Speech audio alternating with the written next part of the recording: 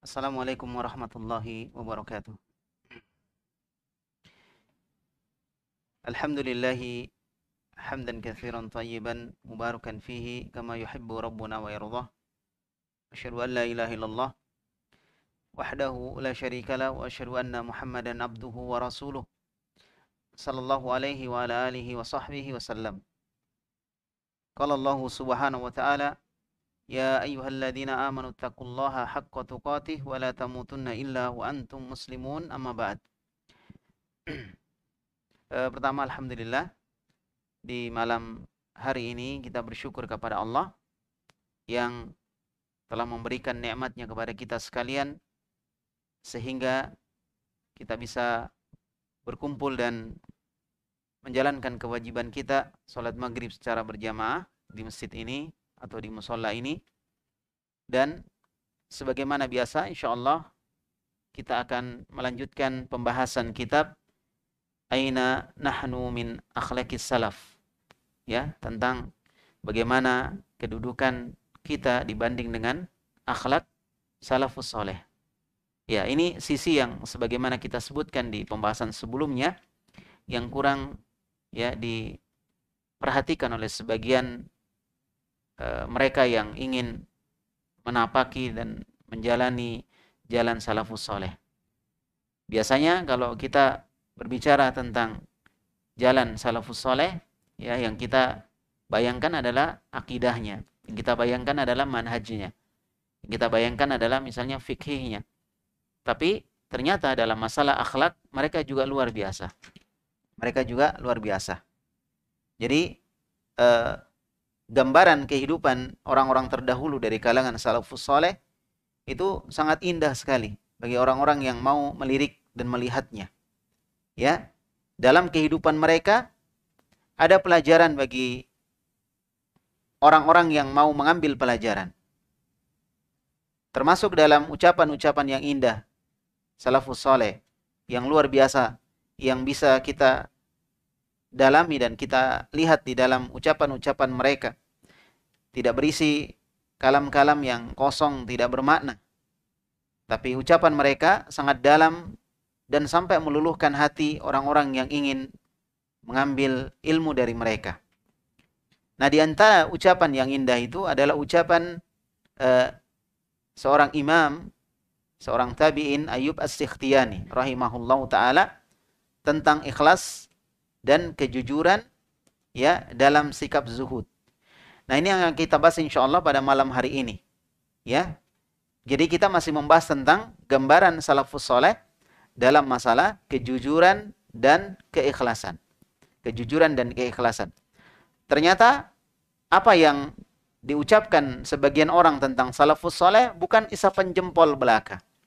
Bukan sesuatu yang sekedar cerita yang tanpa kenyataan. Tapi mereka benar-benar menunjukkan dan membuktikan kepada kita sekalian bahwa mereka adalah orang-orang yang layak untuk diikuti. Ya, layak untuk diteladani, layak untuk dijadikan ittiba di dalam beragama dan di dalam melaksanakan kehidupan kita di keseharian kita. Di dalam kitab ini, kitab Aina Nahnu min Akhlaqis Salaf, disebutkan ya ucapan Imam Az-Zahabi, ya disebutkan tentang ucapan Imam Az-Zahabi, ya, di mana beliau menceritakan tentang Imam Ayyub As-Sikhtiyani, ya, Imam Ayyub As-Sikhtiyani. Jadi disebutkan di dalam kitab ini bahwasanya Imam Az-Zahabi telah menceritakan kepada kami, ya, Ahmad, katanya telah menceritakan kepada kami Ahmad, kata Imam Az-Zahabi. Dia mengatakan haddatsana Hammad, telah menceritakan kepada kami Hammad. Ya, Hammad. Ini adalah salah seorang murid dari Ayyub As-Sikhtiyani. Cuma murid dari Ayyub As-Sikhtiyani ada dua yang namanya Hammad. Saya sudah cek, saya nggak bisa memastikan, tapi kemungkinan besar yang saya lihat adalah Hammad bin Salamah. Ada juga muridnya namanya Hammad bin Zaid, ya. Wallahu alam, perkiraan besar yang saya kuatkan bahwa dia adalah Hammad bin Salamah. Ini muridnya Ayyub As-Sikhtiyani. Nah, kemudian dia mengatakan dari Ayyub, yaitu Ayyub As-Sikhtiyani. Dia mengatakan, Adraktun nasa hahuna. Saya melihat manusia berada di sini. Wa kalamuhum, dan ucapan mereka, in kudiya wa in kuddira kana yakul. Ya, ketika mereka ditakdirkan atau ditetapkan menjadi orang yang zuhud atau tidak memiliki sesuatu, ya, atau mereka ditakdirkan dengan kondisinya, maka mereka mengatakan atau dia mengatakan, liyattaqillaha rajulun. Hendaklah seorang laki-laki itu bertakwa kepada Allah. Jadi hendaklah seorang bertakwa kepada Allah. Fa in zahida fala yaj'alanna zuhdahu adzaban 'alan nas. Kalau dia benar-benar zuhud, maka jangan sampai sifat zuhudnya itu malah menjadi azab bagi orang lain. Maksudnya jadi siksaan bagi orang lain. Kadang kita zuhud, malah orang lain yang repot, gitu ya. Jangan, katanya, jangan sampai seperti itu. Jangan ada seorang yang zuhud, kemudian zuhudnya malah menjadi azab, menjadi siksaan bagi orang lain. Taib. Fala ayyukhfiyar rajulu zuhdahu khairun min ayyu'linahu. Jika ada seorang yang menyembunyikan zuhudnya, maka itu lebih bagus daripada dia menampakkannya. Jadi kalau kita miskin misalnya, jangan diperlihatkan kepada orang bahwa kita ini miskin. Kita kan sengaja kadang memperlihatkan. Kadang yang kaya pun memperlihatkan seakan-akan dia miskin. Jangan. Kalau kita zuhud, kita tidak punya, jangan dinampakkan seakan-akan kita mengemis kepada orang lain. Ya, bahkan yang lebih tidak diinginkan adalah sebagaimana disebutkan di sini, zuhud kita menjadi azab bagi orang lain. Nah, ini insya Allah akan kita jelaskan panjang lebar tentang masalah zuhud. Zuhud itu apa?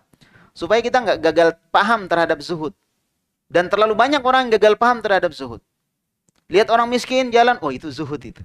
Belum tentu. Lihat orang kaya, wah nggak zuhud ini. Belum tentu. Nanti kita lihat apa makna dari zuhud. Ya, ini kisah atau cerita ini, ucapan ini disebutkan oleh Imam Ayyub As-Sikhtiyani dan ditulis oleh Imam Az-Zahabi di dalam kitab Siyar A'lamin Nubala. Ini buku panjang, buku tentang sejarah orang-orang terdahulu, ya, termasuk para nabi dan orang-orang soleh. Pada jilid yang ke-6 halaman 199. Nah, sebelum kita lanjut, kita harus tahu dulu siapa sebenarnya Ayyub As-Sikhtiyani ini. Siapa dia? Pernah dengar ya? Belum pernah atau barusan dengar ini? Pernah dengar? Kalau pernah, alhamdulillah, berarti tidak ketinggalan informasi. Ya, jangan cuma pemain bola saya dihafal, ya kan? Setiap pemain bola tahu, oh ini jagonya si fulan, si fulan. Ya. Ini seorang ulama, Masya Allah, seorang imam. Imam Ayyub As-Sikhtiyani namanya adalah Abu Bakar bin Abi Tamimah Kaisan Al-Anazi. Beliau meninggal pada tahun 131 Hijriah. Seorang tabi'in yang terkemuka dan beliau adalah murid dari Nafi'. Kita kenal Nafi' ya? Baik. Beliau berasal dari Basra dan beliau pernah bertemu dengan Anas bin Malik radhiyallahu an. Jadi pernah ketemu sama Anas bin Malik. Jadi beliau seorang apa? Tabi'in. Cuma beliau tabi'in kecil, maksudnya tabi'in di akhir-akhir. Tapi karena dia tabi'in, maka tentunya ketemu sama sahabat. Makanya pernah bertemu dengan siapa? Anas bin Malik. Dan beliau dilahirkan pada tahun meninggalnya Abdullah bin Abbas. Abdullah bin Abbas meninggal, beliau lahir. Ya. Dan beliau meninggal, Imam As-Sikhtiyani meninggal di Basrah juga. Ketika waktu itu ada wabah. Seperti kita sekarang ada wabah, ada pandemi. Dulu ada pandemi di Basrah. Ya, dan salah satu yang meninggal pada saat itu adalah Imam Ayyub As-Sikhtiyani. Wabah itu yang dikenal dengan wabah Muslim bin Qutaibah. Jadi wabah atau pandemi ya, tapi dikenal dengan nama orang, Muslim bin Qutaibah. Kenapa begitu? Karena orang pertama meninggal wabah itu namanya Muslim bin Qutaibah. Ya, karena dia orang pertama meninggal. Wabah ini itu semacam virus, seperti sekarang ini, semacam virus yang menyebar di era kerajaan atau kekuasaan Bani Umayyah pada tahun 131 Hijriah. Ya. Dan wabah ini melanda kota Basra selama 3 bulan. Jadi nggak lama, 3 bulan, cuma lumayan, Masya Allah. Dimulai dari bulan Rajab dan puncaknya di bulan Ramadan. Berarti Rajab, setelah Rajab, ayo, setelah Rajab apa? Kalau nggak lanjut, saya nggak lanjut juga. Ayo, setelah Rajab apa? Sya'ban. Setelah Sya'ban, Ramadan. Jadi berarti 3 bulan ya. Jadi mulai dari Rajab, Sya'ban, Ramadan. Puncaknya di bulan Ramadan. Sampai dalam satu hari ada 1.000 orang lebih meninggal satu hari. Kalau kita pandemi sekarang paling banyak berapa? Pernah 1.000 satu hari? Belum pernah ya? Ya mudah-mudahan tidak ya, insya Allah. Baik. Itulah wabah yang terjadi saat itu dan beliau meninggal di saat itu juga. Imam Ayub As-Sikhtiyani. Baik. Berarti betul-betul seorang ulama yang ya alhamdulillah beliau diberikan kesabaran, ya, beliau diberikan keilmuan. Dan Imam Az-Zahabi menyebutkan dalam Sirah A'lamin Nubala bahwa Imam Ayub As-Sikhtiyani ini adalah diantara orang yang selalu menyembunyikan zuhudnya. Makanya ucapannya kayak tadi tuh. Jadi zuhudnya disembunyikan. Kalau kita lihat orang, itu zuhud. Kelihatan kan? Beliau tuh nggak kelihatan zuhudnya. Nah, ada satu kisah Masya Allah. Terjadi juga di zaman itu pada beliau, Imam Ayub As-Sikhtiyani. Suatu hari, beliau berada di atas ranjang. Tidur di atas ranjang. Ya, ranjang itu berwarna merah, jadi bagus ya. Ranjangnya, wah, orang lihat, ini ranjangnya bagus ini, berarti ini mewah orangnya. Maka waktu itu ranjang itu mau dipindahkan. Sebagian sahabat beliau, teman-teman beliau ngangkat ranjang itu. Ternyata di ranjang itu ada jahitan, bekas jahitan. Ya, di mana di dalam ranjang itu ternyata bukan spring bed. Ternyata berisi rumput kering. Jadi beliau tidur sebenarnya bukan tidur orang nyaman, tidur orang susah. Tidur di atas rumput kering. Cuma supaya orang tidak terlalu iba kepada beliau, tidak merasa kasihan orang ini, kasihan. Maka beliau tutup dengan spray atau kain yang berwarna merah, seakan-akan itu ranjang mewah. Hebat nggak? Ya, begitulah harusnya kita. Jangan, kalau kita zuhud, nggak usah dinampakkan ke orang. Dan disitulah keikhlasan sebenarnya. Kita kalau zuhud kayak kita nampakkan gitu. Bahkan ada sebagian orang malu-malu menampakkan bahwa dia orang mampu. Nggak usah malu. Kalau memang Anda mampu, nampakkan. Ya? Apa ayatnya? Wa amma bini'mati rabbika fahaddits. Wa amma bini'mati rabbika fahaddits. Adapun dengan nikmat Rabbmu, maka ceritakan. Boleh kita ceritakan. Boleh kita nampakkan. Supaya nampak keutamaan Allah. Kalau kita semua miskin, tidak ada yang nampak keutamaan Allah Subhanahu wa ta'ala. Kalau Anda punya mobil, pakai mobil. Jangan mau zuhud. Anda punya mobil. Perjalanan misalnya 2 kilo. Anda jalan kaki. Padahal Anda punya mobil. Alasan mau apa? Zuhud. Zuhud yang keliru atau yang benar itu? Keliru zuhud itu. Nggak benar. Ya? Sehingga orang kasihan. Ujung-ujungnya dia jatuh di jalan, orang ngasih naik lagi di mobilnya, akhirnya kita merepotkan orang lain gara-gara kita mau zuhud, padahal kita punya mobil, kita bisa nolong orang dengan mobil kita. Ini enggak, kita malah yang ditorong orang karena kita nggak mampu. Ini kekeliruan dalam zuhud. Nah, sekarang kita lihat apa sebenarnya zuhud itu. Ya, beberapa definisi tentang zuhud menurut para ulama kita. Kita lihat bagaimana apa zuhud itu. Yang pertama, di dalam kitab Hakadha Kana As-Salihun halaman 46 disebutkan az-zuhdu huwa an-nadru ila dunya bi ainiz zawal. Zuhud artinya memandang dunia dengan pandangan bahwa dunia itu akan hilang. Kita dilihat, ini dunia hilang. Sehingga kita nggak terlalu ribet kalau kehilangan dunia, biasa. Jadi dia memandang dunia dengan pandangan bahwa dunia itu akan hilang. Kemudian apa yang terjadi? Fatasgharu fi ainika fayashalu alaikal i'radu anha. Sehingga dunia itu menjadi kecil di matamu, di pandanganmu, sehingga kamu mampu untuk berpaling dari dunia. Kalau kita anggap dunia itu besar, kita nggak bisa berpaling dari dunia. Ya, dan kita diperintahkan berpaling dari dunia ketika dunia ini menghalangi kita masuk ke dalam surga. Pahami baik-baik ini. Jadi bagaimana caranya? Pandang dunia itu kecil. Karena kita selalu melihat dunia itu besar. Dan kita selalu melihat akhirat itu kecil. Kita melihat orang-orang yang semangat di dalam mengejar akhirat, kita lihat kecil. Kita lihat orang-orang yang mengejar dunia besar. Akhirnya dunia menjadi besar, akhirat menjadi kecil. Sehingga kita tidak pede terhadap orang yang punya dunia. Harusnya tidak seperti itu. Nah, itu definisi pertama. Kemudian Imam Sufyan Ats-Tsauri rahimahullah juga punya definisi khusus tentang zuhud. Kata beliau, az-zuhdu fid dunya qasrul amal laisa bi aklil ghalid wala labsil aba. Kata beliau, zuhud itu artinya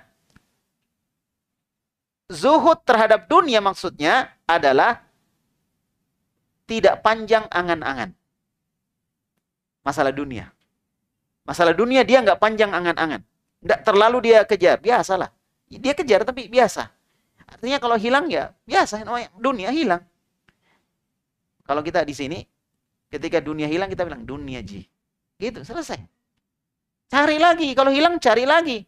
Hilang lagi. Dunia ji. Cari lagi. Santai dengan dunia itu. Bisa nggak begitu? Harusnya kita begitu terhadap dunia. Dunia itu, ya, atau zuhud itu adalah memandang atau berpendek angan-angan terhadap dunia. Kata beliau, laisa bi aklil ghalid. Bukan dengan cara makan makanan yang kasar atau memakai pakaian yang kusut. Bukan itu zuhud. Jadi kalau dia makan makanan yang enak misalnya, pakai pakaian yang bagus, tapi dia pandang dunia itu biasa. Pakai ini zuhud nggak? Zuhud nggak? Kalau dia pandang dunia itu kecil, zuhud. Antum tahu nggak? Al-Hafidz Ibnu Hajar Al-Asqalani. Yang pernah kita ceritakan 2 pekan yang lalu, karena pekan lalu saya nggak masuk, 2 pekan yang lalu. Siapa dia? Seorang qadhi, seorang hakim di Mesir. Tokoh kerajaan di Mesir. Bagaimana pakaian beliau? Mewah atau kusut? Mewah. Mewah pakaian beliau. Makanan beliau enak. Kemudian kita katakan beliau nggak zuhud? Salah kita. Beliau seorang ulama besar dari mazhab Syafi'i. Seorang ulama yang zuhud, tapi pakaiannya mewah. Makanya Imam Ats-Tsauri mengatakan, bukan zuhud dengan makanan yang tidak enak atau dengan pakaian yang lusuh. Jangan mentang-mentang mau zuhud, istri sudah setrikakan, kita pakaian sudah halus, Masya Allah. Ya, kemudian dilusuhkan, dilusut-lusutkan dengan alasan saya mau zuhud. Sendal yang sudah dicuci sama istri, sudah ditaruh di tempat sendal, dikasih lumpur dengan alasan saya mau zuhud. Ini bukan zuhud, ini namanya pencitraan. Mungkin dia mau jadi kepala daerah. Salah, nggak benar itu. Itu bukan zuhud namanya. Jadi kalau Anda punya pakaian yang bagus, kenapa nggak pakai pakaian yang bagus? Kalau punya sepeda, punya motor, punya mobil, kenapa nggak dipakai? Kebetulan mobilnya bagus, mahal, pakai aja. Itu tidak menghilangkan sifat apa? Zuhud. Zuhud itu panjang angan-angan, itu zuhud. Melampaui kemampuannya. Itu nggak apa-apa ya. Melampaui kemampuan itu nggak zuhud namanya. Panjang angan-angan ya, itu nggak zuhud. Itu namanya nggak zuhud. Panjang angan-angannya, melampaui kemampuan. Cuma bisanya naik motor, dia mau beli mobil, akhirnya pinjam uang dan seterusnya, dia nggak mampu bayar. Itu nggak zuhud namanya. Kalau dia punya motor dan dia bisa beli, dia pakai motor, bisa zuhud. Tapi syaratnya apa tadi? Syaratnya apa tadi? Pandang dunia itu kecil. Dunia ji. Bagus bikin materi dauro itu ya. Dunia ji. Status lagi, Masya Allah. Subhanallah. Itu definisi Imam Sufyan Ats-Tsauri. Sekarang kita lihat lagi definisi Sufyan Ibnu Uyainah rahimahullah, seorang imam. Ini imam ini sebenarnya kalau mereka mau bikin madhab mereka bisa.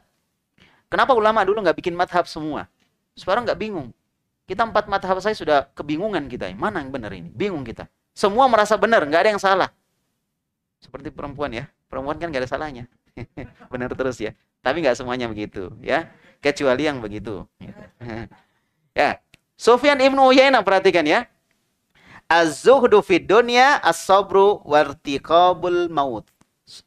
Zuhud itu artinya, kata beliau, zuhud terhadap dunia, sabar dan waspada dengan kematian. Itu zuhud. Jadi nggak ada kaitannya dengan pakaian bagus, pakaian nggak bagus, nggak ada. Rumah jelek, rumah bagus, nggak ada kaitannya dengan itu zuhud itu. Jadi jangan membayangkan zuhud itu berarti harus miskin. Punya kekayaan tapi miskin. Enggak harus seperti itu. Zuhud itu sabar. Sabar dia, dengan kondisinya dia sabar. Sabar maksudnya, sabar juga dia berusaha. Bukan sabar kemudian tidak ada usaha. Itu namanya pesimis. Itu namanya pesimis. Dan Nabi nggak senang orang pesimis. Nabi suka orang optimis. Oleh karena itu Nabi bersabda, "Ikhris ala ma yanfa'uk wa la ta'jiz." Bersungguh-sungguhlah engkau melakukan sesuatu yang bermanfaat. Dan jangan pesimis. Dilarang kita pesimis. Kalau misalnya kita miskin, berusaha untuk jadi kaya. Dan itu tidak mengurangi dan tidak menghilangkan sifat zuhud pada kita. Tapi tadi syaratnya diperhatikan. Tidak memandang dunia lebih besar daripada akhirat. Itu. Ya, sehingga bukan dunia yang dia kejar, tapi dia mengejar akhirat. Dia cari dunia untuk bisa bersedekah, untuk bisa beramal, untuk bisa beribadah. Nah, kemudian kata Al-Hasan Al-Basri rahimahullah, Al-Hasan Al-Basri rahimahullah mengatakan, "Laisa zuhdu fid dunya bitahrimil halal." Masya Allah, ini mirip-mirip semua. Bukanlah zuhud terhadap dunia itu mengharamkan yang halal. Bukan. Gak mau naik mobil kan? Gak mau naik pesawat. Kenapa? Zuhud. Jadi ke Jawa naik apa? Jalan kaki. Nah, Jawa jalan kaki. Masya Allah. Ini gak zuhud namanya. Ya. Laisa zuhdu fid dunya bitahrimil halal. Bukan zuhud terhadap dunia itu dengan mengharamkan yang halal. Kalau dia halal, walaupun dia mewah, nggak ada masalah Anda pakai. Yang penting tadi nggak pamer, nggak ria, kan? Memandang dunia itu biasa. Wala idha'atil mal. Tidak juga menghambur-hamburkan harta. Ini juga jelas. Tidak mengharamkan yang halal, tidak menghamburkan harta. Artinya kalau harta itu terpakai dan memang dia butuh dan dia bisa beli dan ringan dia beli, kenapa tidak dia beli? Ya kan? Ada orang yang perabotnya bagus gitu. Tapi memang dia bisa beli dan dia santai beli. Jangan kemudian mengatakan lebih baik disedekahkan. Loh, dia sudah sedekah kok. Ada uang untuk sedekah, ada untuk beli perabot gitu kan. Kemudian dia beli perabot yang bagus. Jangan bilang lebih bagus disedekahkan. Dia sudah sedekah. Nah, kita yang bicara kita nggak sedekah. Aneh kan? Pinter ngeritik nggak ada solusi. Gitu. Jadi zuhud itu bukan mengharamkan yang halal. Bukan juga menghambur-hambur uang. Nah, inilah namanya mubadzir. Orang punya uang banyak, iya betul Anda punya uang banyak. Tapi Anda membeli sesuatu yang Anda tidak perlu. Mubadzir, menghambur-hambur uang. Itu atul mal. Dan itu dibenci oleh Allah dalam hadis yang lain. 3 perkara yang Allah benci. Salah satunya adalah idha'atul mal. Menghambur-hamburkan harta. Allah nggak suka. Walakin antakuna bima fi yadillah. Awthaku minka bima fi yadika. Akan tetapi, zuhud itu dengan cara engkau lebih percaya apa yang ada di tangan Allah daripada apa yang di tangan kamu.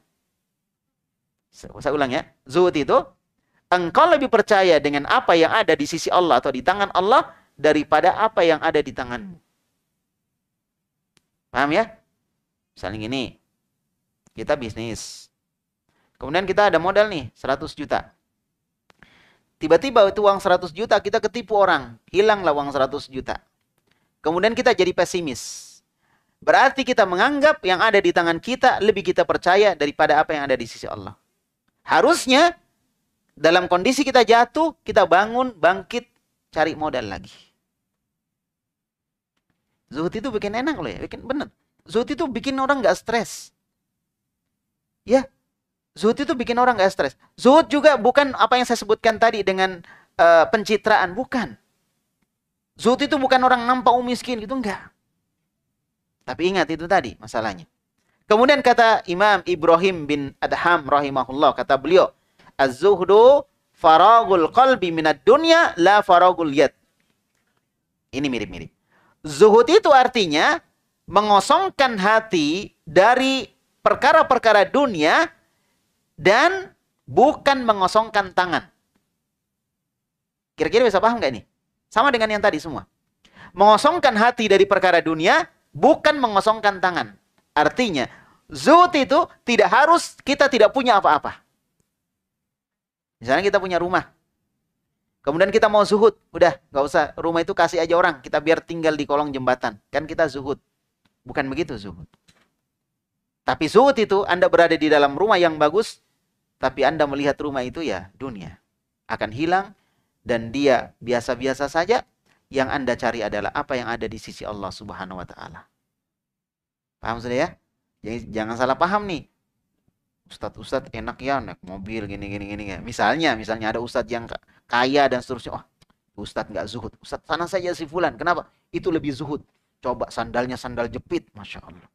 Ya, baru sandal jepitnya udah putus diikat lagi. Itu zuhud itu. Itu ustadz sana enggak itu. Dia naik mobil, dia ada pengawalnya, dia ini, dia nggak zuhud. Berarti kita salah menilai zuhud. Walaupun bisa jadi yang pakai sandal jepit tadi memang ustadznya zuhud. Ya, yang pakai mobil nggak zuhud, bisa jadi. Tapi bisa jadi juga kebalikannya. Karena zuhud itu adalah amalan hati, bukan amalan yang kelihatan. Makanya tadi Imam As-Sikhtiyani mencoba menyembunyikan zuhudnya karena dia amalan hati, bukan sesuatu yang terlihat. Dan kalau Anda bisa zuhud dengan model seperti itu, luar biasa sih bilang. Sangat luar biasa. Zuhud tapi tidak kentara. Baik. Nah, kemudian sebagian ulama salaf mengatakan az-zuhdu huwa insirafu ar-raghbah anisyai' ila ma huwa khairun minhu wa huwa tarku rahatid dunya talaban li rahatil akhirah wa ay yakhluwa qalbuka mimma khalat minhu yadak. Zuhud itu kata mereka, kata sebagian ulama salaf, memalingkan harapan dari sesuatu. Memalingkan harapan dari sesuatu kepada sesuatu yang lebih bagus. Berarti kita memalingkan harapan kita terhadap dunia. Kita nggak berharap dengan dunia. Dunia yang ada kita ambil, apa yang nggak ada kita cari, tapi kita nggak terlalu berharap. Karena itu pasti akan kita tinggalkan. Jangan terlalu berharap. Ya. Kemudian dipalingkan kemana? Dipalingkan kepada sesuatu yang lebih baik, yaitu akhirat. Kemudian meninggalkan santai-santai di dunia, supaya nanti di akhirat bisa santai. Sekarang nggak bisa santai di dunia. Siapa yang santai di dunia? Orang kaya? Enggak, orang kaya juga nggak santai di dunia. Bahkan yang paling banyak stres mereka. Kenapa? Yang dipikir banyak. Kita kan Masya Allah. Mau taklim bisa, gitu kan? Mau jalan bisa. Mau olahraga bisa. Mau makan sama teman-teman bisa. Mau jalan-jalan sama keluarga bisa. Orang kaya belum tentu bisa. Apalagi yang sibuk pekerjaan, Masya Allah. Ya kan? Itu yang nikmat. Pas kerja, kerja. Pas istirahat, istirahat. Tapi kalau kita orang kaya nggak bisa. Kita istirahat pun kerja, mikir, aduh gimana uang itu gimana saya sudah transfer. Kira-kira sudah sampai enggak? Nanti hilang atau enggak? Itu yang tadi kemarin minta uang sama saya, bisa dipercaya enggak? Pusing dia pusing. Belum lagi dia pikirkan mobilnya, itu sudah diservis atau belum? Yang ini, aduh pusing sekali. Ya, itu alasan saya nggak mau jadi orang kaya. Tapi kalau ada yang kasih nggak apa-apa lah. Iya kan? Pusing kita. Jadi sekarang, ya itu tadi sebagaimana saya sering sampaikan, nikmati apa yang ada. Nah, jadi zuhud itu meninggalkan kesenangan dunia, istirahat santai-santai di dunia, untuk istirahat nanti di akhirat. Jadi orang yang sekarang di dunia mau santai-santai, di akhirat dia nggak bisa santai. Di dunia dia nggak boleh santai. Dia harus ngejar. Apa yang harus dia kejar? Sesuatu yang buat dia nanti di akhirat santai. Gimana caranya? Jangan masuk neraka. Kalau Anda masuk neraka, Anda nggak bisa santai. Kapan bisa santai? Kalau udah masuk surga. Kan gitu kata Imam Ahmad ketika ditanya ya. Mata roha, dia tanya sama anaknya. Kapan istirahat? Dia bilang Imam Ahmad, nanti kalau kaki kita sudah melangkah di surga, baru istirahat. Mau nggak seperti itu? Kalau mau, jangan istirahat di dunia. Jangan santai-santai di dunia. Ibadah, sholat, ngaji, belajar, dan seterusnya. Beramal. Tapi tetap kerja. Kerja juga untuk ibadah. Masya Allah. Ya, kemudian disebutkan di sini. Dan hatimu kosong dari apa yang tidak didapatkan oleh kedua tanganmu. Maksudnya, apa yang kita tidak dapat, kita nggak terlalu berharap. Biasa. Kalau hilang, hilang. Bisa nggak begitu? Kita baru uang 100.000 mikirnya luar biasa, Masya Allah. Uangnya ada 5 juta, 10 juta. Uang 100.000 hilang, waduh. Masya Allah. Pusing sampai pusing. Masuk rumah sakit. Gara-gara apa? Gara-gara uang 100.000. Uangnya 5 juta, 10 juta ada dia pegang. Bisa nggak gitu? Pekerjaan hilang udah cari lagi. Kan gitu santai. Rumah hilang terbakar, bikin lagi. Itulah dunia begitu. Itu membuat kita tenang, insya Allah. Istri hilang. Ya dicarilah. Nggak ada rasa cintanya. Istri hilang dibiarkan. Cari lagi. Wah. Istri hilang, cari lagi. Enak kali kau. Carilah kalau hilang ya. Nah, kalau nggak dapat, baru ya cari lagi. Misalnya istri mau cerai, nggak mau kan? Kalau dia mau cerai, rayu dulu, bujuk dulu. Jangan mau cerai, istri bilang, Bang, saya mau cerai nih. Itu yang saya tunggu. Wah, itu luar biasa kalau gini ya. Jangan, rayu dulu, bujuk dulu, gimana supaya nggak cerai. Nah itu. Ya, kesimpulannya, kalau ada dunia hilang, santai. Bisa nggak? Yang nggak santai ketika akhirat kita hilang. Pas mau sholat sunnah, aduh nggak jadi lagi sholat sunnah. Ah, baru kita mikir, aduh kenapa nggak jadi lagi sholat sunnah. Pokoknya besok nggak boleh, saya harus sholat sunnah. Sudah niat nih dalam hati, saya mau tiap hari ngaji walaupun satu halaman atau walaupun dua baris, tiga baris. Pas besoknya nggak ngaji, baru kita memikir, aduh kenapa bisa begitu, besok nggak boleh kecolongan lagi. Itu baru seorang muslim. Kalau dunia, dunia ji. Iya kan? Orang Makassar lagi, Masya Allah. Ya, dunia akan hilang atau akan meninggalkan kita. Baik, yang terakhir ucapan Abu Sulaiman Ad-Darani rahimahullah. Dia mengatakan, Az-zuhdu tarku ma yashghulu anillah. Zuhud artinya meninggalkan sesuatu yang bisa melalaikan kita dari Allah Subhanahu wa taala. Itu zuhud. Jadi dia cari dunia, tapi ketika ada dunia dia lihat, yang dia cari tadi, kemudian dunia tadi bisa melalaikan dia dari Allah, maka dia rela untuk meninggalkannya. Itu namanya zuhud. Ada dunia di situ susah, Masya Allah. Misalnya gajinya cuma 5 juta satu bulan. Ya kan? Dan mau sholat setengah mati. Tiba-tiba ada yang datang perusahaannya, saya gaji 10 juta satu bulan, kamu bisa sholat. Pindah. Itu zuhud. Bukan uangnya kita kejar. Apanya? Kemudahan ibadahnya yang kita kejar. Walaupun gajinya lebih tinggi. Alhamdulillah.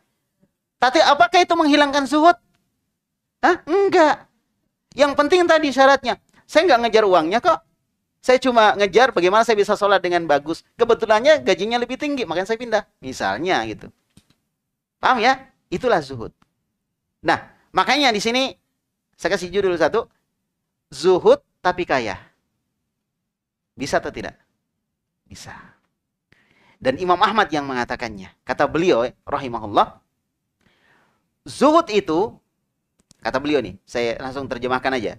Zuhud itu tidak terlalu gembira jika dunia mendatanginya. Biasa. Gembira, ya biasa. Nggak seperti kalau misalnya dia bisa sholat, dia bisa menikah, karena menikah juga ibadah ya. Nggak seperti itu kegembiraannya. Gembiranya biasa. Jadi zuhud itu tidak terlalu gembira ketika dunia mendatanginya dan tidak terlalu sedih ketika dunia meninggalkannya. Dapat harta, biasa. Harta pergi, biasa. Dapat pujian, biasa. Dapat celaan, biasa.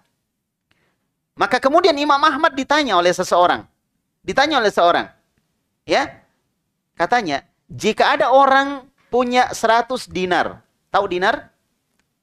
Uang apa? Uang emas. Bukan 100, 1000 dinar. Wah, luar biasa. Ini kaya ini. Kalau ada orang punya 1000 dinar uang emas, apakah orang itu bisa disebut sebagai orang yang zuhud? Ini Imam Ahmad ditanya nih. Orang kaya dia, tapi bisakah dia disebut orang zuhud? Gambaran kita selama ini apa? Zuhud itu miskin. Zuhud selalu identik dengan kemiskinan. Itu keliru. Kata Imam Ahmad, na'am. Ala syaritot. Atau ala syaritoh. Alla yafroha idha zadat. Wala yahzana idha naqasad. Itu syaratnya. Kata beliau. Iya, orang kaya tadi yang punya 1000 dinar, dia bisa dikatakan zuhud dengan syarat. Dia tidak terlalu gembira ketika dunianya bertambah dan tidak terlalu sedih ketika dunianya hilang. Sekali lagi, dunia ji. Ya, itu sebenarnya kalimat menghibur juga itu. Kalau misalnya kita kehilangan dunia, langsung tulis dunia ji. Selesai. Nggak sedih kita. Tapi kalau kita pikirkan terus sedih. Ya, melamar nggak diterima, bilang dunia ji, selesai. Kalau nggak begitu, kita sedih, mikirin terus, anaknya orang lagi dipikirkan, ya, bukan mahramnya lagi, nggak usah dipikirkan.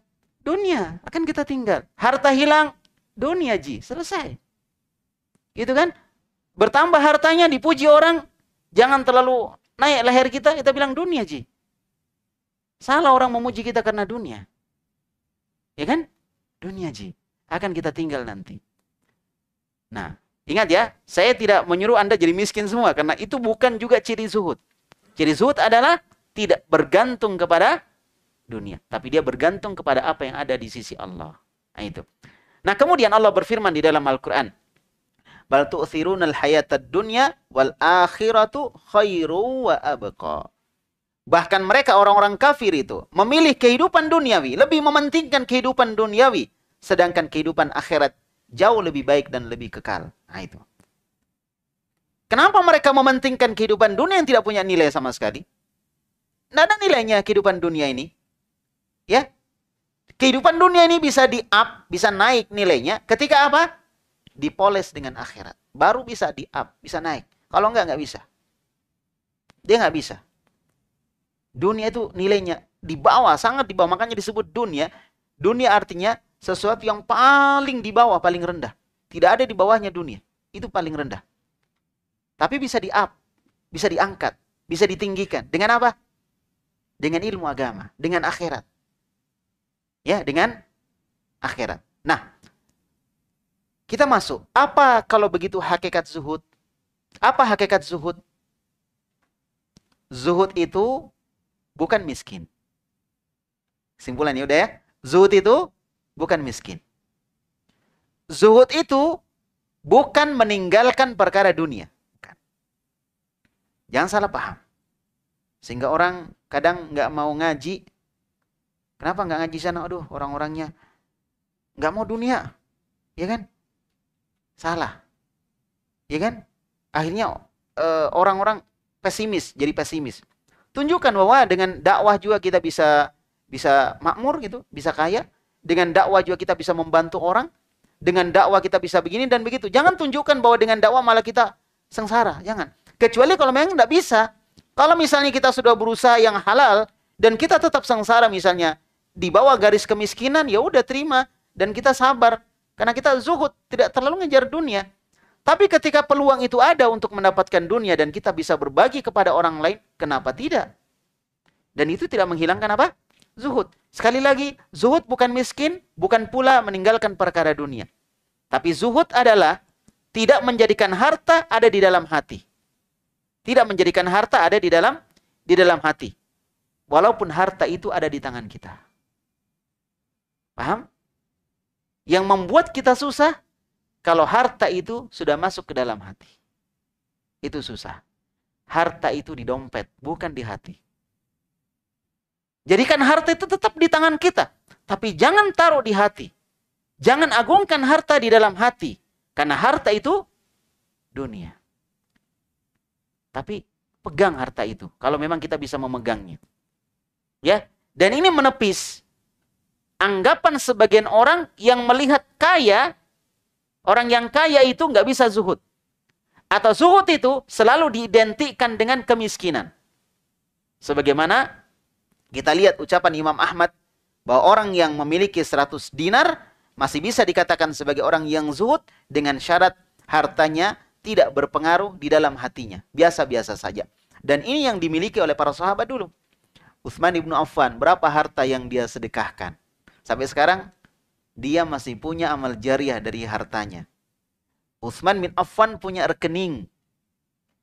Sudah meninggal loh ini, punya rekening. Dan rekening kita nggak ada apa-apanya. Dibanding dengan rekeningnya siapa? Utsman bin Affan. Dia punya hotel di Madinah. Dia punya hotel di Madinah, Utsman bin Affan. Dia punya kebun korma, yang kormanya dikelola sama Departemen Pertanian negara Saudi. Padahal orangnya sudah nggak ada. Utsman bin Affan itu kaya. Kemudian siapa lagi yang kaya? Abdurrahman bin Auf. Abu Bakar As-Siddiq. Ya, dia sedekahkan hartanya. Siapa lagi yang habis hartanya untuk dakwah? Istrinya Rasulullah. Siapa? Khadijah. Habis hartanya untuk dakwah. Makanya Nabi nggak pernah lupa sama Khadijah. Dia sudah meninggal tetap diingat oleh Rasulullah. Ya, mau bilang Nabi nggak punya cinta sejati karena istrinya banyak. Miskin kita. Cinta sejati itu bukan karena istrinya satu. Cinta sejati itu adalah di mana seorang suami bisa mengantarkan istri-istrinya masuk ke dalam surga. Mau satu, mau dua, mau empat, bukan urusan kita. Urusan yang empat lah. Karena kita cuma punya satu ya. Itu namanya cinta sejati. Bagaimana seorang suami menuntun istrinya masuk surga. Itu cinta sejati namanya.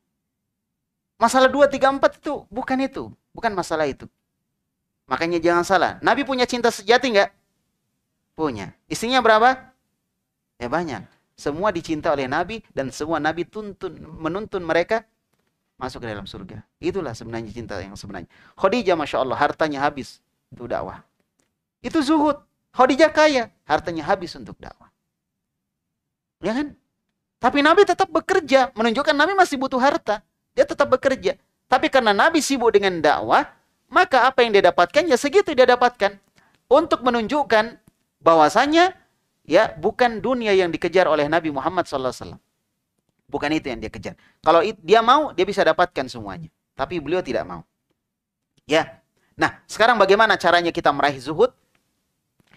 Zuhud itu adalah perkara atau perangai akhlak Islam yang bisa kita latih. Sekarang kita nggak zuhud, tapi bisa kita latih. Itu saja sebenarnya intinya. Bagaimana dunia itu tidak terlalu berpengaruh di dalam hati kita. Ya, tidak semua orang mampu untuk punya sifat zuhud ini. Tapi itu bisa dilatih. Karena zuhud butuh apa tadi? Kesabaran. Untuk menjadikan dunia kecil di dalam hati kita, butuh kesabaran. Lihat orang naik mobil lalu lalang di depan kita. Lihat orang makan enak di depan kita. Kita makan apa adanya. Itu berat di hati, itu berat. Lihat orang enak-enakan, kita susah-susahan. Kita ngangkat kayu, orang Masya Allah duduk-duduk misalnya dapat uang dia. Kita ngangkat kayu belum tentu dapat uang. Itu berat. Ya, tapi karena kita melihat itu dunia sebagai sesuatu yang kecil, maka itu tidak berpengaruh ke dalam hati kita. Kita tetap menjadi orang yang bersyukur dengan kondisi apapun kita. Ungdur ila ma huwa asfala minkum wa la tangdur ila man huwa fawqakum. Lihatlah kepada orang yang lebih di bawah daripada kamu dalam masalah dunia. Jangan melihat orang yang ada di atas kalian. Karena itu lebih membuat kalian bisa bersyukur atas apa yang Allah berikan kepada kalian. Nah, sekarang bagaimana melatih supaya kita diberikan oleh Allah sifat zuhud ini? Yang pertama adalah kita lebih percaya kepada apa yang ada di sisi Allah Subhanahu wa taala dibanding dengan apa yang kita miliki, apa yang ada di tangan kita. Apalagi apa yang ada di tangan orang lain. Kita kadang lebih percaya dengan orang lain. Mau cari modal, yang dicari pertama orang lain. Bukan Allah dulu yang dicari. Ya Allah mudahkan aku supaya aku dapat modal gitu. Yang dicari orang lain dulu. Di mana cari pinjaman ini? Nah, itu. Allah dulu diingat. Karena yang utama adalah Allah. Ya, nah sifat ini melihat bahwa apa yang ada di tangannya itu akan hilang dan apa yang ada di sisi Allah itu kekal. Ini akan menumbuhkan keyakinan yang kuat, keyakinan yang benar kepada Allah bahwa dialah yang menjamin rizki untuk hamba-hambanya. Allah yang menjamin semuanya. Wa ma min dabbatin fil ardi illa 'alallahi rizquha. Tidak ada makhluk yang melata di muka bumi termasuk manusia kecuali rizkinya ada di tangan Allah. Ada di sisi Allah. Wa ya'lamu mustaqarraha wa mustaudaha. Allah mengetahui di mana dia tinggal dan Allah mengetahui di mana tempat penyimpanannya. Kullu fi kitabim mubin. Semuanya ada di dalam catatan Allah Subhanahu wa taala. Itu yang pertama. Supaya kita zuhud, ya, selalu bergantung kepada Allah, lihat apa yang ada di tangan kita enggak bernilai. Kemudian yang kedua, jika ada musibah menimpa seorang hamba, ya, dengan hilangnya harta, hilangnya anak, hilangnya rumah dan lain sebagainya, maka berharaplah dari yang hilang itu pahala dari Allah. Anggaplah itu hilang sudah, kita cari lagi. Maka ini bisa membuat kita apa? Zuhud. Ya, kita akan menjadi zuhud. Nah, kemudian kata para ulama salaf bahwa zuhud itu, ini sudah selesai udah ya. Bagaimana cara mencapai zuhud? Ada dua tadi. Sekarang kita pindah materi. Bagaimana para ulama kita itu bisa zuhud? Karena mereka melihat zuhud itu adalah istirahat. Kata mereka, zuhud terhadap dunia akan membuat hati dan badan kita beristirahat. Jadi sekarang yang capek, lelah pikiran, ya, yang capek badan dan lain sebagainya, Anda ingin istirahat, miliki sifat zuhud. Miliki sifat zuhud. Kalau Anda ingin istirahat. Dan tidak akan terkumpul di dalam hati kita dua cinta. Ya, dengan apa? Dengan kondisi yang sama. Apa? 50-50 ya. 50%, 50%. Nggak ada cinta seperti itu. Nggak ada cinta seperti itu. Ya. Cinta kepada Allah dan cinta kepada dunia nggak mungkin bisa ketemu di dalam hati kita. Kita dituntut memilih salah satunya. Apakah cinta kepada Allah atau cinta kepada dunia? Kalau kita cinta kepada Allah, maka Allah akan lebih kita prioritaskan daripada dunia. Dan itu membuat kita istirahat. Dan itulah namanya zuhud. Ya. Ali bin Abi Thalib pernah ditanya, "Mad dunia, apa itu dunia?" Ketika dia ditanya, "Apa itu dunia?" Maka beliau menjawab, "Ini saya mau jawab pendek atau saya jawab panjang?" Kata yang bertanya, "Wahai Ali, jawab pendek lah. Jangan panjang-panjang jawabnya." Ya. Maka Ali mengatakan, "Halaluha hisabun wa haramuha adzabun." Itu dunia. Halalnya itu ada hisab dan haramnya ada azab. Itu dunia. Kalau Anda mengejar dunia, dapat Anda yang halal, ada pertanggungjawaban di hadapan Allah, ada hisabnya. Tapi kalau Anda dapat yang haram, azab menunggu di hari kiamat nanti. Itulah dunia. Ya, jika kita beramal dengan amalan yang halal, ada pertanggungjawaban. Namun jika kita melakukan sesuatu yang haram, akan ada azab pada hari kiamat nanti. Maka sudah masuk Isya ya. Saya tutup dengan apa yang bisa kita dapatkan kalau kita memiliki sifat zuhud. Sebagaimana tadi disebutkan oleh Imam As-Sikhtiyani tentang zuhud tadi. Ya, yang pertama, singkat saja, yang pertama, motivasi untuk bertemu dengan Allah. Kalau Anda nggak punya zuhud, nggak akan punya ini. Karena hatinya tergantung dengan dunia. Kalau kita meramaikan dunia, kita akan sulit untuk ke akhirat, untuk pindah ke akhirat. Karena logikanya gini, orang tidak akan mungkin berpindah dari tempat yang ramai ke tempat yang sepi. Dia akan berpindah dari tempat sepi ke tempat yang ramai. Gitu ya. Nah, jadi kalau kita meramaikan dunia, maka kita sulit berpindah ke akhirat. Akan berat kita meninggal. Mungkin nggak mau meninggal dia, nggak mau mati dia, mau hidup terus selamanya. Ya kan? Tapi kalau akhirat yang kita ramaikan, dunia kita jadikan sunyi, maka akan mudah kita pindah ke akhirat. Karena akhirat itu ramai. Itu yang harusnya kita terus bayangkan akhirat. Maka dengan zuhud, termotivasi seorang untuk bertemu dengan Allah. Kemudian yang kedua, dengan zuhud, ya, maka seorang tidak akan tergantung dengan dunia, dan dia tidak akan merendahkan dirinya kepada dunia. Kalau zuhud, enak. Jadi orang kaya pun segan sama dia. Ini orang santai-santai aja sama saya. Padahal saya ini lebih kaya dari dia. Nah, karena kita zuhud, santai. Ya, kamu tinggalkan saya nggak ada masalah. Kamu dekat sama saya nggak ada masalah. Tapi bukan berarti kita sengaja supaya kita ditinggalkan orang. Kita biasa aja, baik sama orang. Siapapun dia. Orang miskin, orang kaya, kita baik. Dia mau berteman sama kita, alhamdulillah. Kalau tidak, ya sudah. Dunia. Dia tidak akan merendahkan diri terhadap dunia. Ya kan? Kemudian yang ketiga, dengan zuhud akan menjaga seorang muslim dari fitnah kepemimpinan dan fitnah kedudukan. Fitnah itu, kedudukan, kepemimpinan itu fitnah. Kalau dia zuhud, dia nggak butuh. Ngapain semua repot-repot untuk jadi pemimpin, harus keluarkan ini, keluarkan itu, akhirnya nanti nggak jadi pemimpin juga. Saya stres juga, pikirkan uang yang saya sudah buang sudah terlalu banyak, dia nggak tertarik dengan itu. Ya jadi rakyat biasa aja. Jadi kita bersyukur ada pemimpin, alhamdulillah. Ada yang memimpin kita, karena memang harus ada pemimpin. Tapi kita jadi rakyat, alhamdulillah. Kita nggak terbebani dengan beban mereka. Ya kan? Nah, kemudian yang keempat, dengan zuhud akan menjaga seorang muslim dari perbuatan riya. Karena kalau riya itu menunjukkan dia mau dunia. Ya kan? Pamer.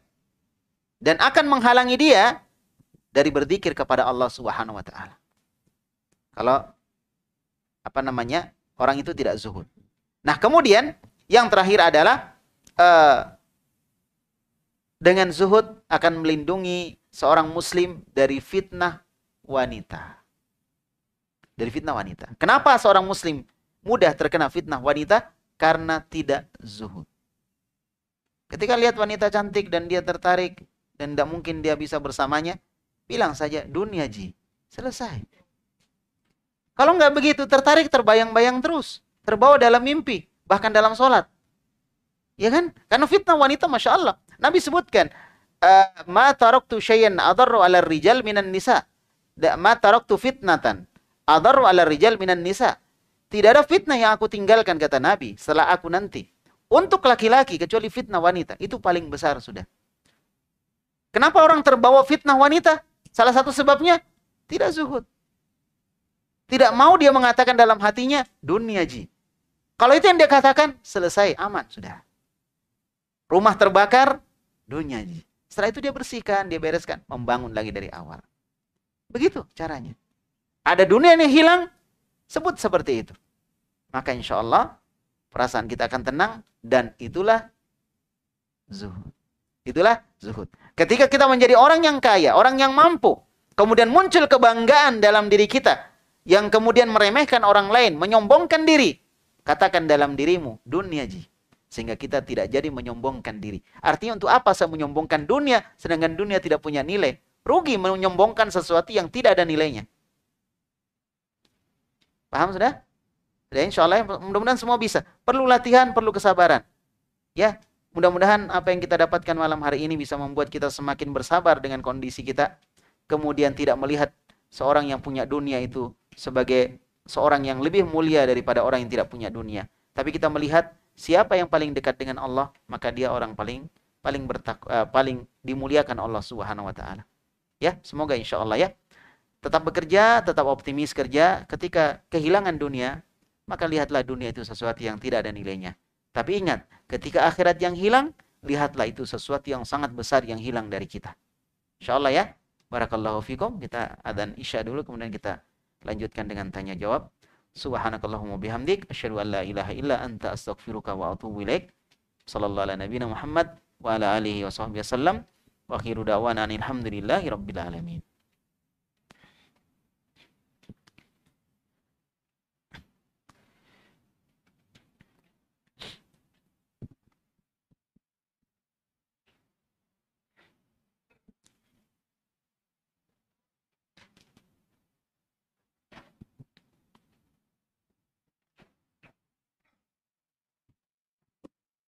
Allah Akbar,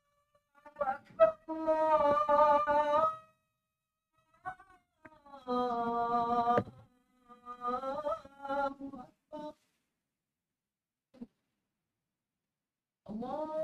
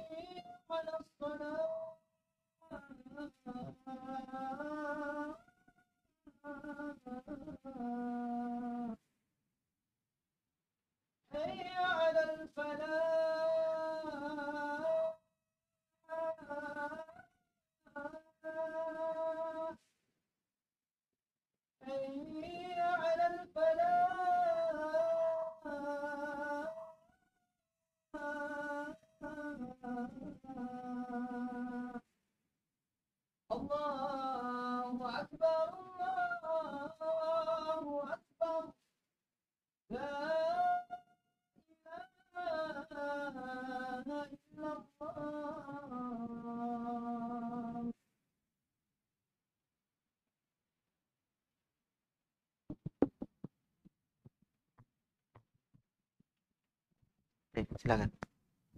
Bismillah. Assalamualaikum warahmatullahi wabarakatuh, Ustaz. Waalaikumsalam warahmatullahi wabarakatuh. Mau tahu Ustaz ciri-ciri pencinta dunia menghadapi uang dan harta dan kedudukan, serta ciri-ciri pecinta Allah dalam menghadapi uang dan akhirat, Ustaz. Ya. Kedua, ada persepsi kami biasa dengar, katanya keberkahan itu jika ada dilihat. Misal kita kerja, baru dikatakan berkah pekerjaan kalau ada kelihatan hartanya. Kadang tidak dianggap berkah ketika tidak ada dilihat sama sekali. Bagaimana persepsi tentang seperti itu, Ustaz? Iya. Pertama, kaitannya dengan masalah ciri-ciri orang yang mendahulukan atau lebih cinta kepada harta. Sebenarnya gampang ya. Allah sebutkan dalam Al-Quran, sebagaimana kita sebutkan tadi ayatnya, wal tu'thirunal hayatad dunya wal akhiratu khairu wa abqa. Mereka lebih mengutamakan kehidupan dunia. Ya. Mereka lebih mengutamakan kehidupan dunia. Jadi ciri orang yang menjadikan hartanya sebagai sesuatu yang yang dia utamakan adalah ketika dia tidak rela kehilangan harta itu padahal dia kehilangan akhiratnya. Tidak rela dia hilang hartanya padahal dia kehilangan akhiratnya. Dan sebaliknya orang yang mengutamakan akhirat tidak rela kehilangan Tidak rela kehilangan akhiratnya walaupun dia harus kehilangan dunia. Dan pernah saya membuat sebuah status, ya, saya bilang bahwa ada sebagian orang yang mengorbankan dunianya untuk bisa sholat. Sebaliknya ada orang yang mengorbankan sholatnya untuk dunia. Ya, mungkin seperti itu. Itu ciri-ciri, kelihatan. Dan masalah cinta itu amalan hati. Kita nggak bisa lihat orang, oh ini dunia ini, buktinya dia kerja. Belum tentu. Itu masalah hati. Jadi kita lebih merasakan, lebih tahu. Kita ini lebih mengutamakan dunia atau akhirat. Lebih mengutamakan harta, kepemimpinan atau Allah Subhanahu wa Ta'ala. Itu kelihatan. Makanya hendaklah seorang mengatakan yang benar itu benar, yang salah itu salah. Dan menyampaikan sunnah Nabi Muhammad SAW sebagai bukti cintanya dia kepada Allah Subhanahu wa Ta'ala. Baik. Dan dia harus rela kehilangan harta. Dan banyak para ulama, para sahabat kehilangan harta mereka demi untuk apa? Demi untuk masuk ke dalam surga. Demi untuk bisa dapat hidayah. Demi untuk membela agamanya. Kita lihat orang-orang muhajirin di Mekah. Tinggalkan kotanya, kampungnya. Meninggalkan tempat sekaligus meninggalkan rumah. Nggak kayak kita sekarang kalau kita mau pindah langsung kita tempel di rumah kita. Rumah ini dijual, selesai kan? Orang beli kita pindah. Di Mekah waktu itu muhajirin nggak seperti itu. Rumah ditinggal sekaligus sudah diambil orang. Dia pergi tanpa membawa apa-apa demi untuk mempertahankan agamanya. Nah kalau orang miskin mungkin biasa. Kayak Abdurrahman bin Auf, orang kaya. Pebisnis. Dia tinggalkan hartanya. Masya Allah, dia pergi ke Madinah. Allah gantikan dengan yang lebih bagus. Nah kemudian yang kedua kaitannya dengan masalah keberkahan. Keberkahan al-barakah dalam bahasa Arab bermakna az-ziyadah wan nama. Sesuatu yang bertambah dan tumbuh. Sesuatu yang bertambah dan tumbuh. Itu keberkahan. Nah, jadi keberkahan seperti itu. Jadi kadang ada sesuatu yang kecil tapi berkah dan sebaliknya ada yang besar tapi tidak berkah. Allah sebutkan di dalam Al-Qur'an tentang masalah riba dan sedekah. Riba dan sedekah. Allah Subhanahu wa Ta'ala menyebutkan bahwa Allah menghilangkan keberkahan dari riba dan Allah menambahkan keberkahan pada sedekah. Pada sedekah. Nah, ini menunjukkan bahwa sedekah itu dari 100.000 misalnya kita sedekahkan 10.000, sisa berapa? 90. Berkurang. Berkurang atau bertambah? Berkurang. Riba dari 1 juta kita pinjamkan ke orang kembali 1,5 juta. Bertambah atau berkurang? Berkurang. Tapi yamhaqullahu riba wa yurbis shadaqat. Allah menghilangkan keberkahan pada riba wa yurbis shadaqat dan Allah menumbuhkan keberkahan pada sedekah. Maka bukan dilihat dari berkurang dan bertambahnya, Tapi dilihat dari apa? Pahala yang didapatkan dari harta itu. Dan itulah keberkahan. Dosa yang didapatkan dari harta itu. Dan itulah ketidakberkahan. Paham sudah?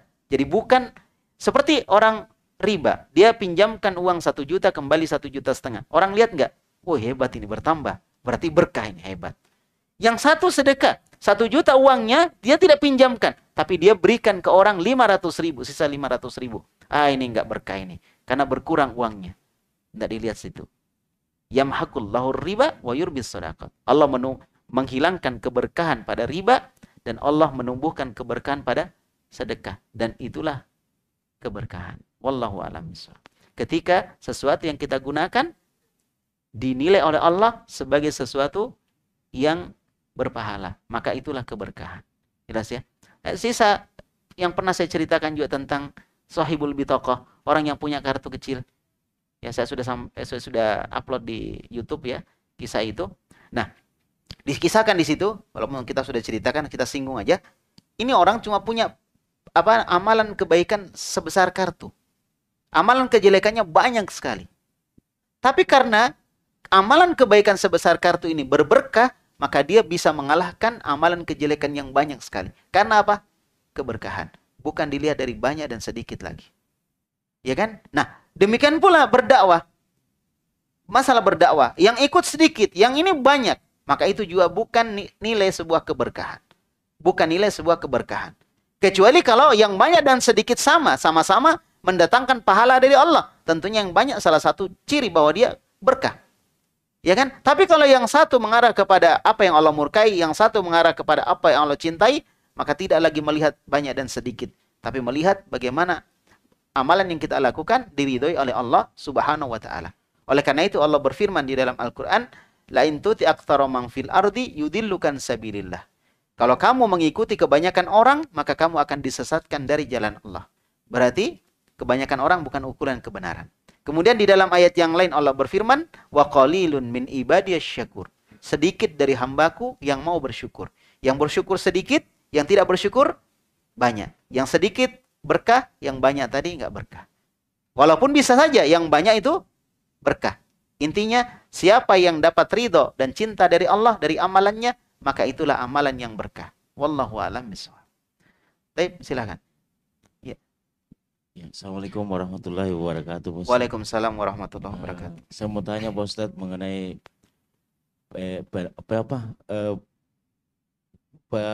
fenomena sering pengemis itu, Pak Ustadz.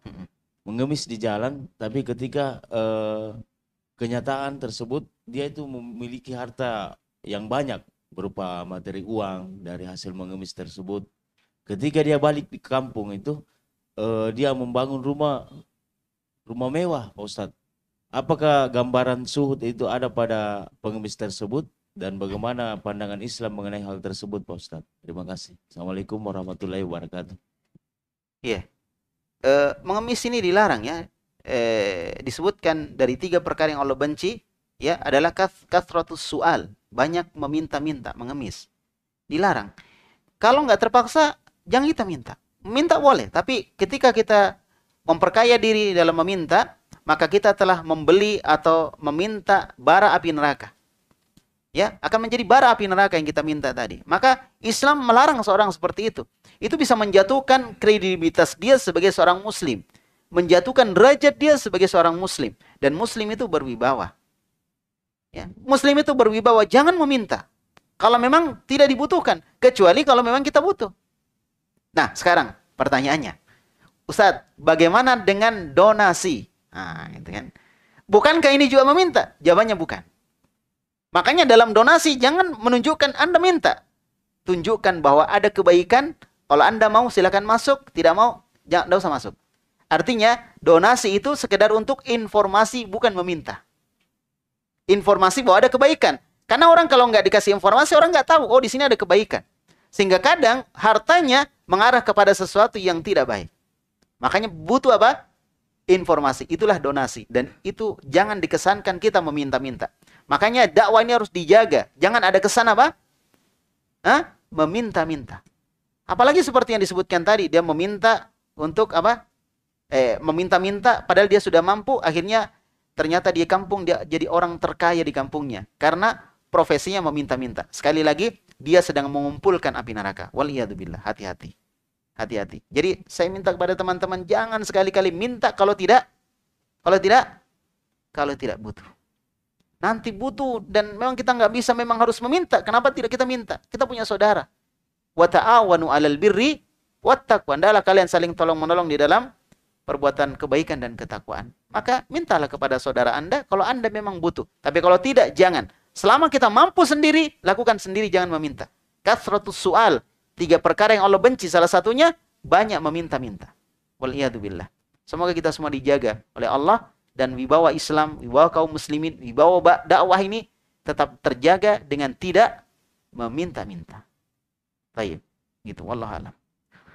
Masih ada yang lain? Iya, silakan.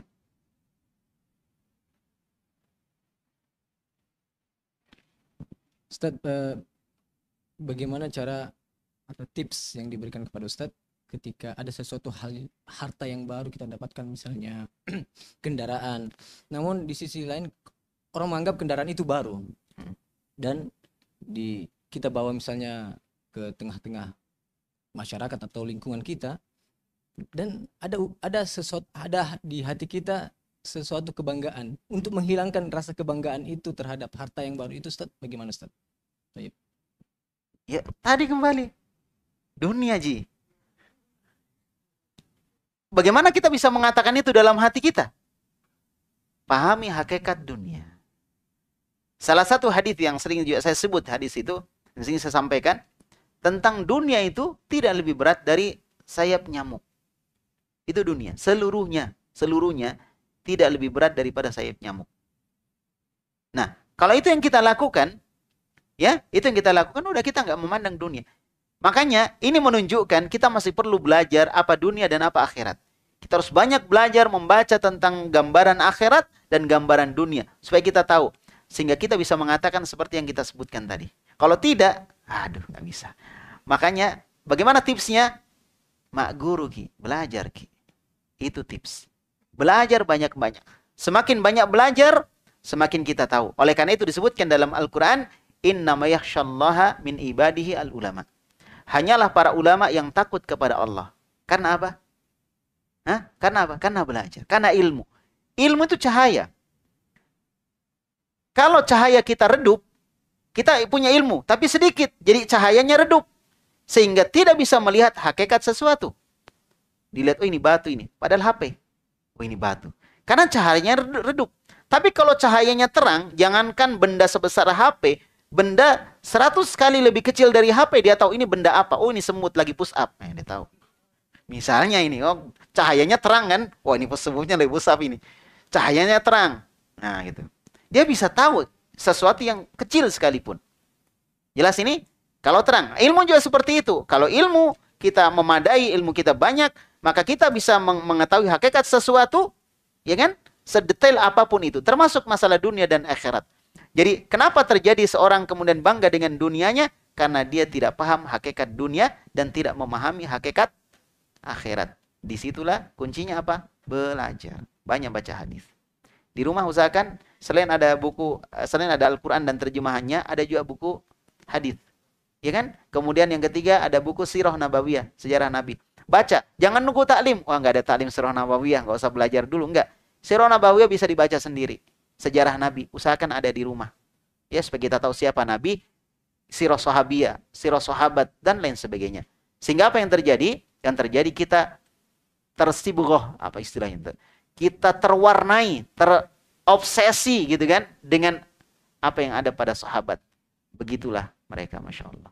Coba lihat seorang anak muda, ketika Nabi datang kepada beliau, musuh telah datang. Kemudian Nabi mengatakan, surga itu seluas langit dan bumi.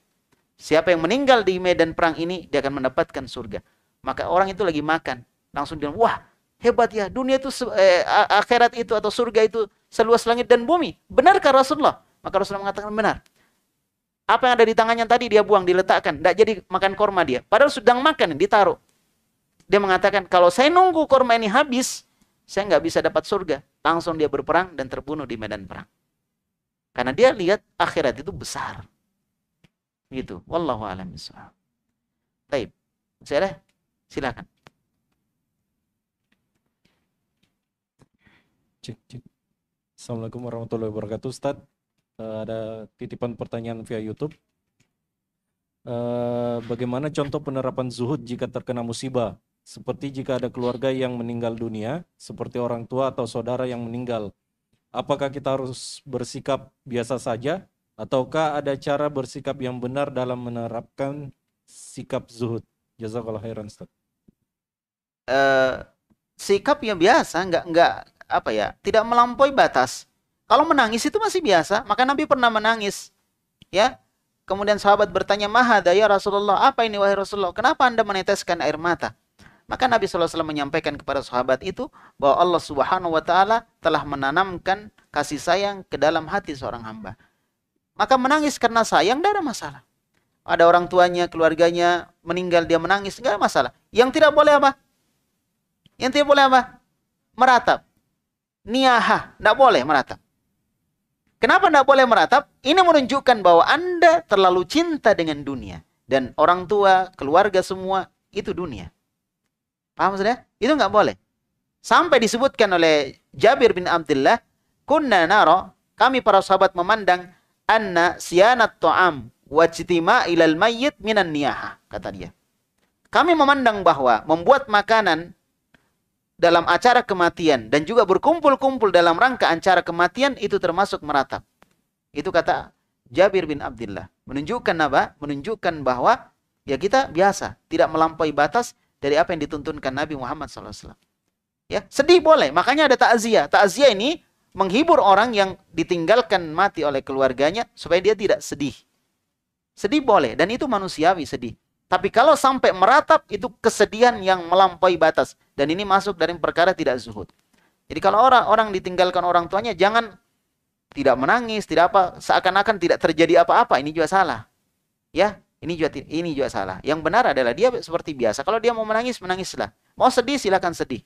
Tapi ingat, jangan sampai melampaui batas yang terkesan bahwa dia tidak rela dengan takdir, terkesan bahwa dia sangat mencintai keluarganya tadi, ya, melebihi dari cinta Allah kepada Allah Subhanahu wa taala. Jadi dia lihat sebagai takdir Allah dan dia harus yakin bahwa apa yang Allah takdirkan untuk dia adalah sesuatu yang terbaik untuknya. Sudah selesai. Kesedihan 1, 2 hari, 3 hari selesai. Wallahu a'lam bishawab. Maka kita lihat orang-orang yang ditinggalkan keluarganya, bisa dia move on ya, dalam 2 hari, 3 hari, 4 hari selesai. Karena dia memandang itu sebagai sesuatu dunia dan suatu hari nanti dia akan menyusul seperti itu. Ya, kullu nafsin dha'iqatul maut. Setiap nyawa itu pasti ada kematiannya. Wallahu a'lam. Masih ada? Raja?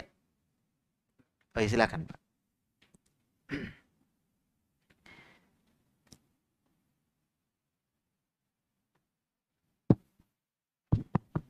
Assalamualaikum warahmatullahi wabarakatuh. Waalaikumsalam warahmatullahi wabarakatuh.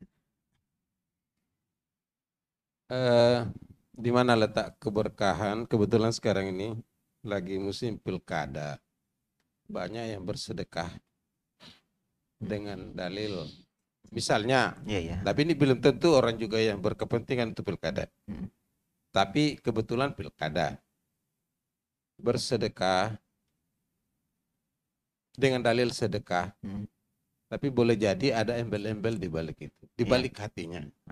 Apakah itu ada keberkahan, Ustaz? Insyaallah. Iya.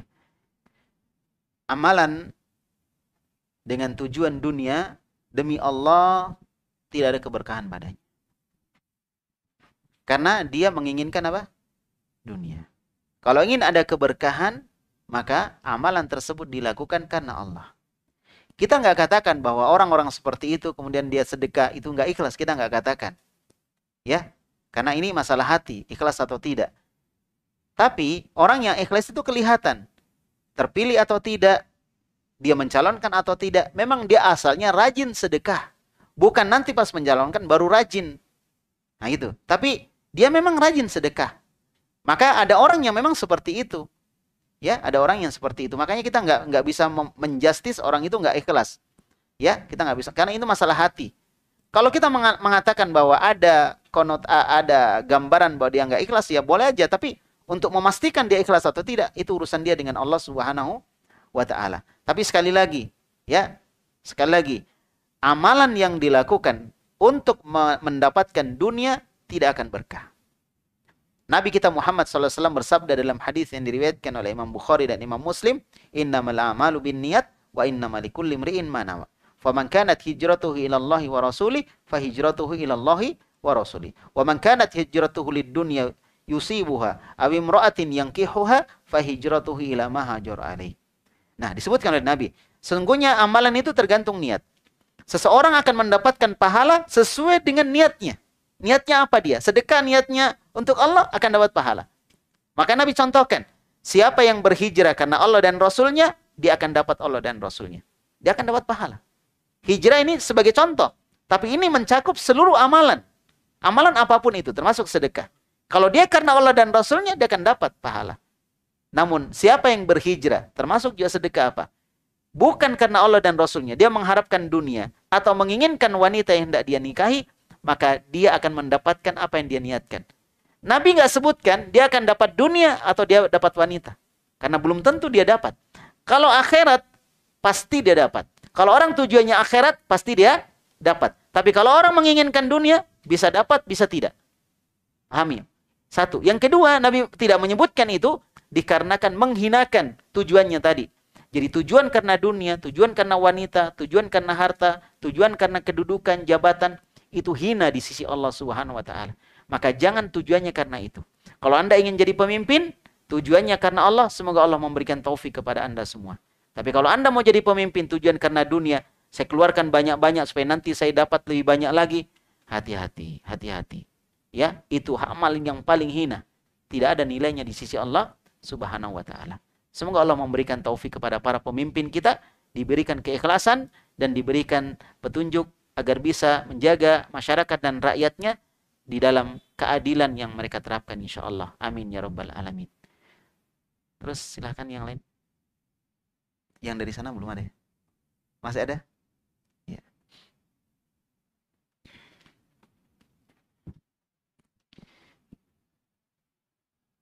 Bismillah, Afwan Ustadz, ini ada 2 pertanyaan dari via Facebook. Pertanyaan pertama ialah, Bismillah, Assalamualaikum warahmatullahi wabarakatuh Ustadz. Semoga Allah menjaga Ustadz dan keluarga. Amin. Tolong berikan saya giat-giat bagaimana cara menahan amarah. Karena saya termasuk seorang muslimah yang sangat mudah marah. Dan saya sangat susah untuk mengontrolnya. Ini pertanyaan pertama Ustadz. Nah, pertama dulu ya. Jadi Nabi pernah dimintai wasiat oleh seorang sahabat. Ya Rasulullah usini. Wahai Rasulullah beri aku wasiat. Maka Nabi mengatakan kalimat pendek. La taqdab, la taqdab, la taqdab. Cuma 3 ini sama kalimat. Jangan marah, jangan marah, jangan marah. Kalau orang Bugis bilang, aja aku macai, aja aku macai, aja macai. Jangan marah.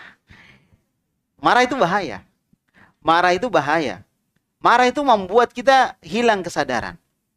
Maka kalau marah, berlindunglah dari syaitan. Karena marah itu dari syaitan. A'udzubillahi minasyaitonirrajim.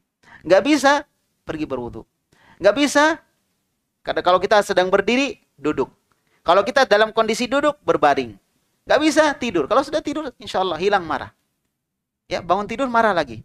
Kalau tidur kan nggak mungkin marah. Ya, kalau orang emosi seperti itu. Oleh karena itu, bertakwalah kepada Allah. Dan marah itu bukan berarti tidak boleh sama sekali. Dan kita seorang muslim harus juga punya sifat marah. Tapi marah, di mana marah itu mendatangkan ridha Allah. Inilah yang dimaksud cinta karena Allah dan marah karena Allah. Paham ya? Insyaallah.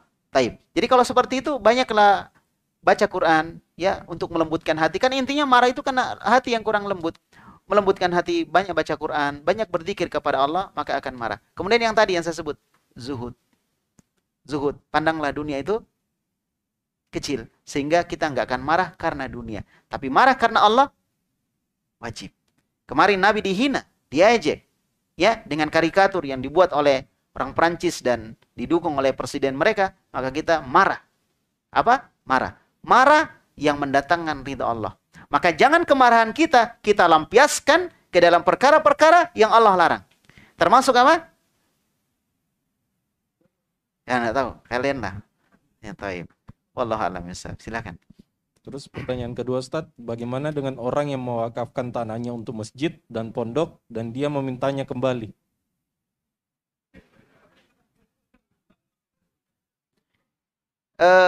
Bisa seperti itu, dia sudah wakafkan tanah, kemudian diminta kembali dengan syarat orang yang diberikan tanah wakaf tadi tidak menjalankan sesuai dengan kesepakatan. Maka ini bisa diminta. Karena tidak sesuai dengan kesepakatan. Kalau sudah sesuai dengan kesepakatan, maka bertakwa kepada Allah. Karena tanah yang sudah diwakafkan, maka orang yang menerima wakaf tadi bukan sekedar dia terima tanah, tapi dia sudah membangun di situ. Membangun di situ. Dan itu salah satu bentuk kezaliman. Kalau kita ambil lagi, ada bangunan di situ, orang sudah kerja, orang sudah berusaha, orang uangnya sudah masuk ke situ, kemudian kita mau gagalkan, maka bertakwa kepada Allah Subhanahu wa taala.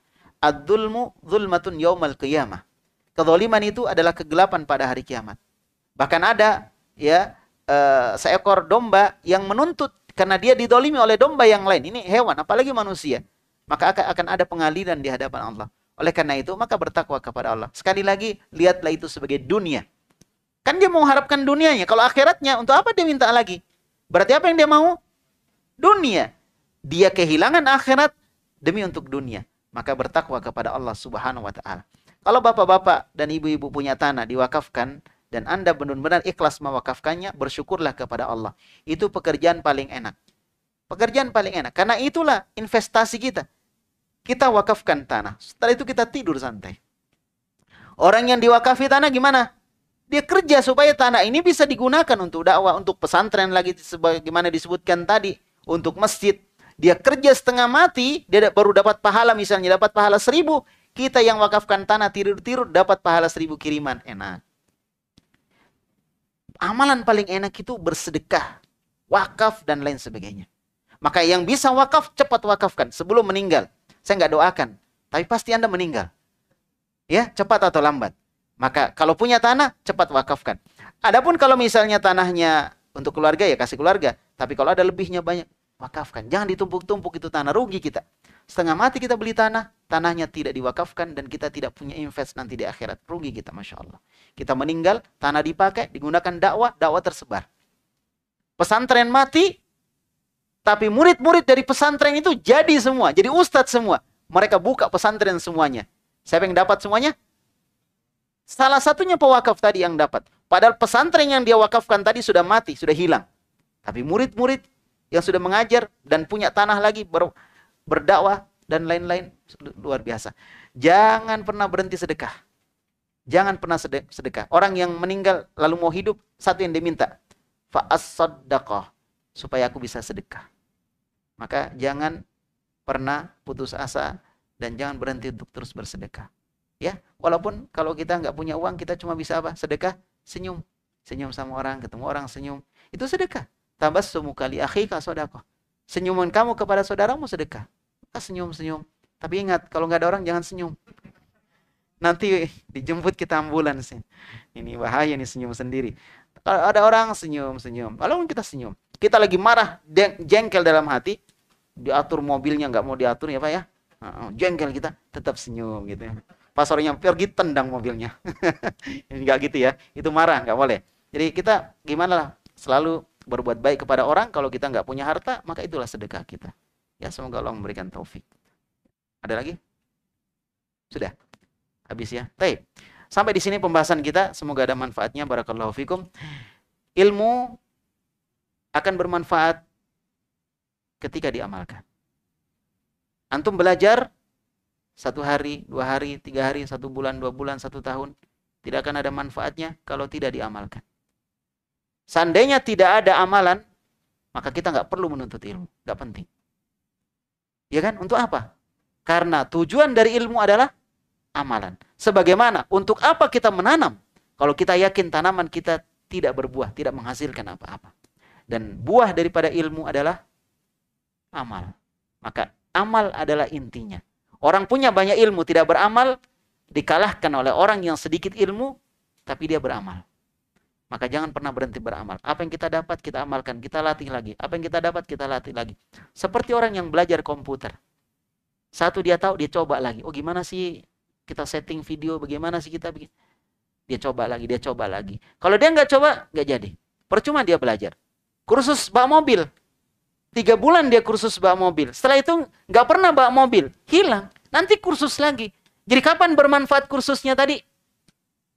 Kalau dia amalkan. Dia praktek bak mobil. Nggak punya mobil, pinjam mobil.